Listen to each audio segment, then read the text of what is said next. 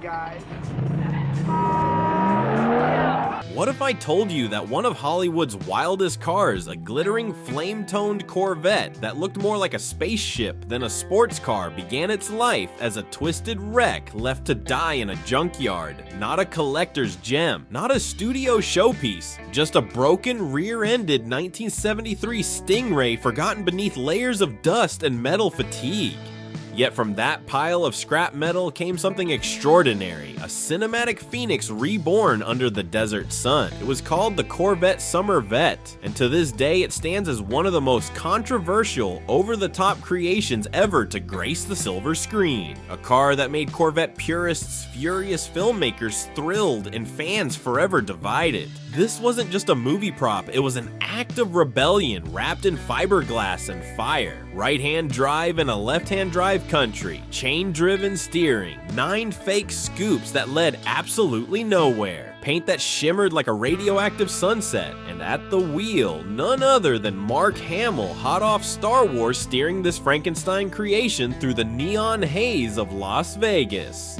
Every inch of this car was wrong, and that's exactly why it became unforgettable. Because in a world of polished perfection, the Corvette Summer dared to be loud, bizarre, and unapologetically insane. It didn't just break the rules of car design, it tore them apart and built something beautiful from the wreckage. So buckle up, because we're about to count down 20 weird facts about Kenny's 1973 Kustom Vette, the outrageous rule-defying Corvette that was rescued from the crusher and transformed into a pop culture legend. 20. Rescued from a junkyard. It all began in a salvage yard surrounded by twisted bumpers, shattered glass, and forgotten dreams.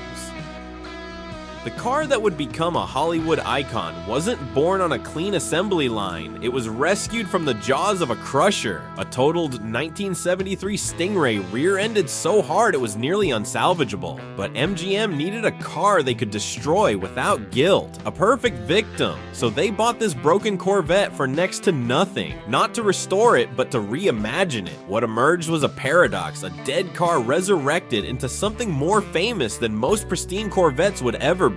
It was art born from wreckage, a statement that sometimes the best canvas is already cracked. 19. Built by Korky's Kustom Studios. When MGM asked who could turn that wreck into something the world had never seen, one name stood out: Dick Cortez of Korky's Kustom Studios, North Hollywood.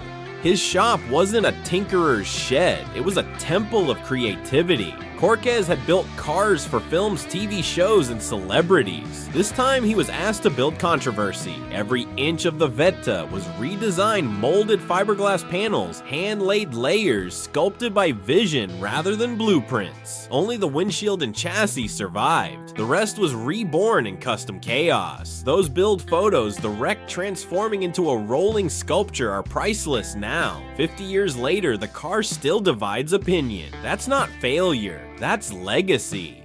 18. 2 near twin cars. What most fans never knew is that 2 Corvette Summer cars were made near identical twins for different purposes. One was the hero car for filming, the other a promotional backup for tours and events. Each had the same wild bodywork, glowing paint, and reversed steering. To the untrained eye, they were clones. But small details, a trim here, a gauge there, revealed their individuality. After filming, the twins went their separate ways. One crossed oceans, the other stayed in America. Both claimed to be the real one, and maybe both were, because in Hollywood, even reality has stunt doubles. 17. Right-hand drive on purpose. Now here's where the madness deepens. They moved the steering wheel to the right side in America, completely impractical, dangerously so.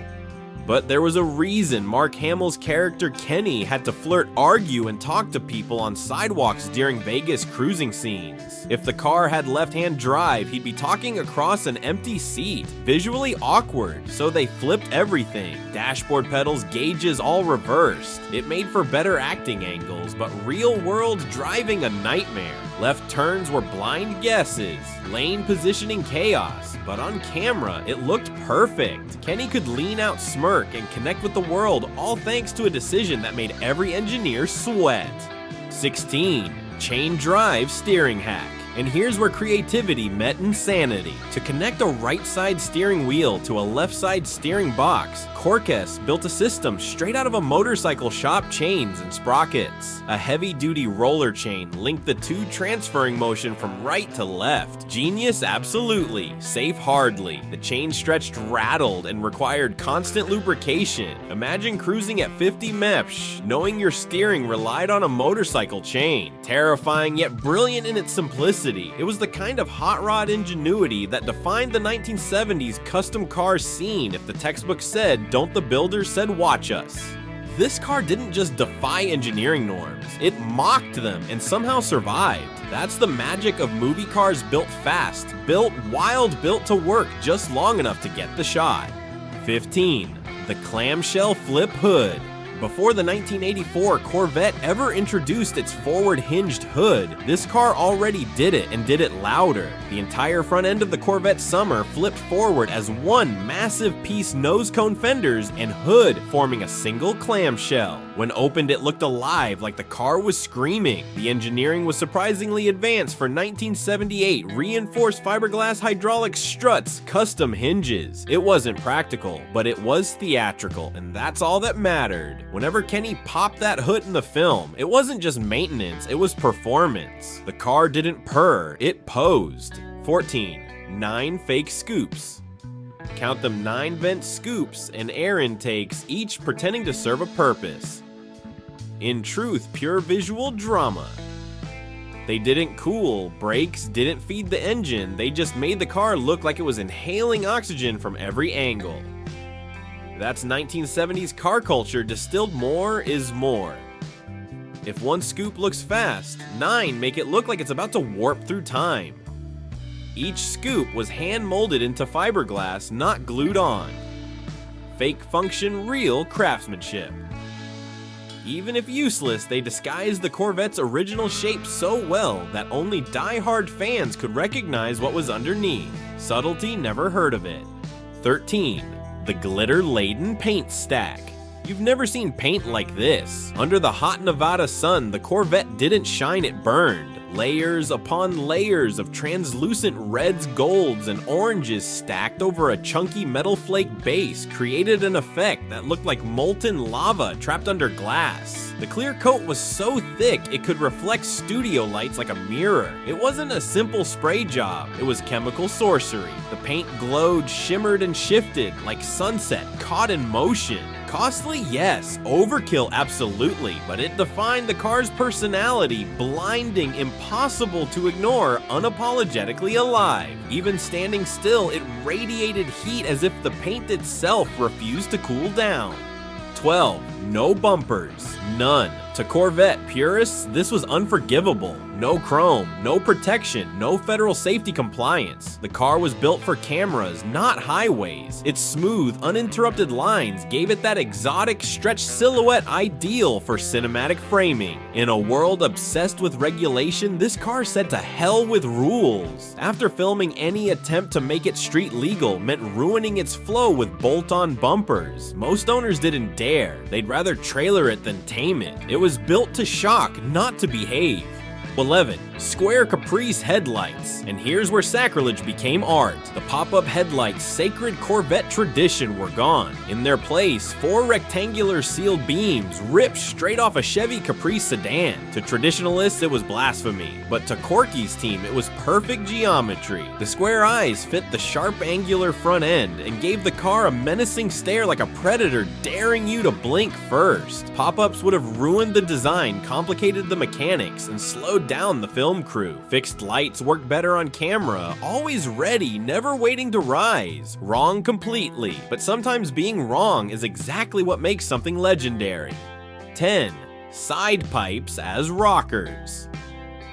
When the car fired up, you didn't just hear it, you felt it in your bones. That's because the exhaust wasn't ordinary. Instead of sticking out like most side pipes, these were molded into the car's body, hidden beneath the rocker panels. It gave the Corvette a lower, meaner stance, sleek as a blade. The mufflers ran just under the doors, turning the sides of the car into literal heat cannons. Stand too close and you'd feel it in your shins. Fiberglass and fire don't usually mix, but somehow it worked. It was one of those solutions that made no sense until you saw it. Then it was genius. 9. Western turbine wheels.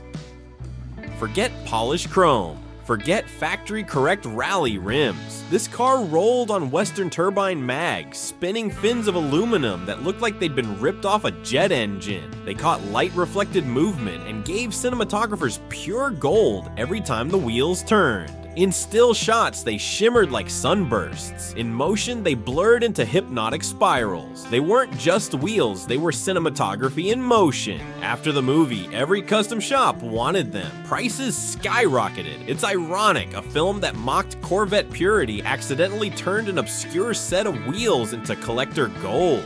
8. The T-top border trick in a car. This loud subtlety was rare, but this one detail, a thin painted border around each T-top panel, was pure genius. It visually fused the removable roof panels with the body, smoothing the lines for both the camera and the eye. It's the kind of detail no audience member consciously notices, but every shot benefits from it. When the tops were off, the car looked open and predatory. When they were on, it looked seamless and composed. That single border saved lighting time, reduced glare, and made the roofline cinematic. Small trick, big payoff. That's the difference between a show car and a movie star. 7. The black interior dye job. Originally, the car's interior was cheerful saddle tan, classic, soft, and friendly, but friendly doesn't belong in Vegas, so they dyed it black. Not reupholstered, dyed. Seats, carpets, panels, everything. Fast, cheap, imperfect. Under close inspection, you could still see tan hiding in the seams, like the car's past peeking through the cracks. But on camera, it was flawless. The black made Mark Hamill's movements pop. No reflections, no distractions, just drama framed in darkness. It gave the cockpit the same energy as the exterior, dangerous, seductive, mysterious. Over time, the dye wore off and the tan began to bleed through again. Almost poetic, a wild machine revealing its true colors. 6. The Mild L48 Heart. For all its insane design, the Corvette Summer's heart was surprisingly tame. A stock L48 350 cubic inch small block V8 with 190 horsepower. Nothing exotic, nothing feral, just reliable, humble muscle. The filmmakers didn't need speed, they needed consistency. A car that would start every time idle quietly for dialogue and endure long shoot days in the desert heat. All that visual firepower, and under the hood, a whisper. But maybe that's the point. All the excess outside was theater. The simplicity underneath was survival. And together they made the perfect illusion power you could see but never had to prove. By this point, the car had become a paradox, a Frankenstein of art and engineering style and satire. Every design choice seemed insane until you realized that's exactly why it worked. Every modification screamed excess. Every mistake became part of its myth. In trying to be too much, the Corvette Summer ended up being just enough the right kind of wrong that Hollywood can't resist. 5. The Tunnel Ram Transformation. After filming Wrapped, someone decided the Corvette hadn't screamed loudly enough, so they tore open the hood and gave it a visual overdose, a tunnel ram intake with dual quad carburetors jutting out like chrome towers. Twin Holly 4 barrels, braided lines, and polished air cleaners that caught sunlight like jewelry. It wasn't built for performance, it was built for applause. That setup was terrible for the street. Rough, idle, weak, low-end torque, constant tuning. But at car shows, when the clamshell hood flipped open and those two carburetors gleamed under the lights, people gasped. The Corvette had already been theatrical. Now it was pure spectacle. For a while, it looked like something from a drag racer's fever dream, utterly impractical, totally irresistible. 4. The mold that survived. Here's where the legend turned into legacy. Most movie car molds vanish after filming too bulky, too forgotten. but this one survived. The original fiberglass body mold used to form the Corvette Summer's radical shape still exists preserved at the National Corvette Museum in Bowling Green, Kentucky. Think about that, the holiest temple of Corvette purity, displaying the blueprint for its most blasphemous creation. It's almost poetic, like the Vatican proudly keeping the plans for a disco church. The mold captures every scoop, curve, and scar of that design frozen in fiberglass forever. It's not just a piece of car history, it's proof that even rebellion deserves preservation. If someone wanted to, they could recreate the exact body today, a copy of a heresy turned heritage. 3. One car went overseas. After the film's dust settled, the twin Corvettes parted ways, one to stay in the US, the other to disappear halfway around the world. The hero car somehow ended up in Australia, where irony of ironies, its right-hand drive finally made sense. It was modified again, new wheels, fresh paint, a slightly different engine. Each new owner left a fingerprint. The car lived multiple lives, sometimes hidden for years, sometimes surfacing at shows like a ghost from the 1970s. Meanwhile, the backup car remained stateside, carefully preserved, shown at conventions, and debated endlessly among fans. Two cars, two destinies, one born again in the Outback, the other guarded like a relic on home soil. Together they became proof that cinema doesn't just create stories, it creates survivors. 2. The Volo auction. Buzz decades later when a Volo Auto Museum listing appeared online, claiming to sell the Corvette Summer car, the internet exploded. Was it real? Was it a replica? Did it matter? For a moment, nostalgia overpowered logic. Collectors bid furiously. Comment sections filled with passion and disbelief. The car on sale turned out to be a promotional version, not the hero car, but that didn't slow the frenzy. People didn't just want a car, they wanted a piece of that insanity. They wanted the dream of rebellion, fiberglass proof that the 1970s once dared to be ridiculous. And in the process, the Volo sale reminded everyone that this car still mattered. 40 years later, it could still start arguments, still turn heads, still make people feel something. By now, the Corvette Summer wasn't just a movie prop, it was a cultural fossil, still glowing under the sands of nostalgia. Every sighting, every rumor, every eBay auction whispered the same truth: you can't kill what was never ordinary. 1. From junkyard to icon. At its core, the Corvette Summer wasn't built to be loved, it was built to be remembered. Its story begins in rust and ends in legend. A totaled 1973 Corvette broken, unwanted, a corpse of Detroit steel, resurrected through equal parts insanity and imagination. Hollywood needed something that could defy beauty itself, something that could look wrong, move wrong, feel wrong, and yet on camera feel absolutely right. And that's exactly what Dick Corks delivered. It's poetic, really. A car meant for the crusher becomes a star. A piece of junk metal ends up beside Mark Hamill, a man who had just crossed galaxies in Star Wars. And together they told a smaller, stranger story that greatness can come from the discarded. The Corvette Summer didn't follow the American dream, it rewrote it one fiberglass panel at a time. The car's wild design, right-hand steering, and lava glow paint job weren't just visual tricks. They were symbols of transformation, of reinvention, of breaking every rule that said no. Because that's what Hollywood has always done best: take the broken, polish it under the spotlight, and call it immortal. 50 years later, the Corvette Summer still refuses to die. It lives in museums and fan restorations and late-night YouTube debates. People argue about which car was real, which mold was original, which details were authentic, missing the point entirely. It was never about authenticity, it was about audacity. The Corvette Summer doesn't ask for your approval, it demands your attention. It stands as proof that perfection isn't memorable, but imperfection, when done with enough passion, can last forever.